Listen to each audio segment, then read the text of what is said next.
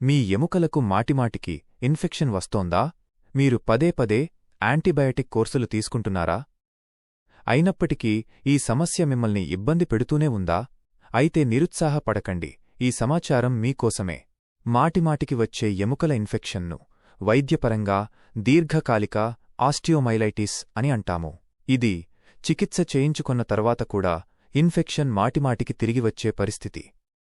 ఇది సాధారణంగా అసంపూర్ణంగా కంట్రోలైన ఇన్ఫెక్షన్ వలన, రోగనిరోధక శక్తి తక్కువగా ఉండుట వలన, గతంలో చేయించుకొనిన శస్త్రచికిత్సల వలన, గాయాలు లేదా దీర్ఘకాలిక ఇన్ఫెక్షన్ల కారణంగా జరుగుతుంది.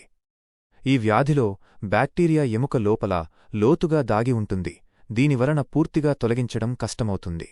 పదే పదే ఎముక ఇన్ఫెక్షన్తో బాధపడుతున్న వ్యక్తులు తరచుగా నిరంతర నొప్పి, వాపు, చీము, జ్వరం, నడవడానికి ఇబ్బంది, పదే పదే ఆసుపత్రి అడ్మిషన్లు, ఆపరేషన్లతోపాటు ఎంతో మానసిక ఒత్తిడిని కూడా అనుభవిస్తారు.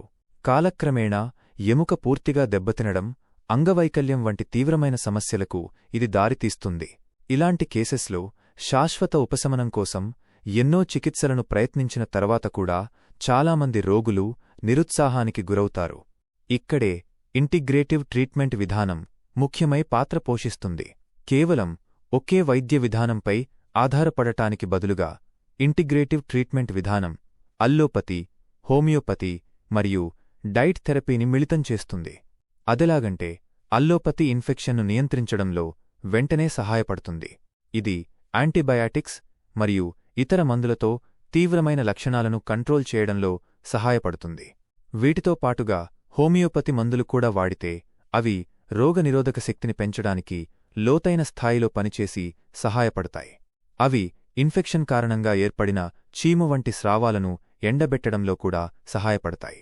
డైట్ థెరపీ విషయానికొస్తే, ఇండివిడ్యువలైజ్డ్ డైట్ థెరపీ శరీరాన్ని బలపరుస్తుంది, ఎముకల ఆరోగ్యాన్ని మెరుగుపరుస్తుంది మరియు అవి లోపలి నుండి కోలుకోవడానికి ఎంతో దోహదపడుతుంది.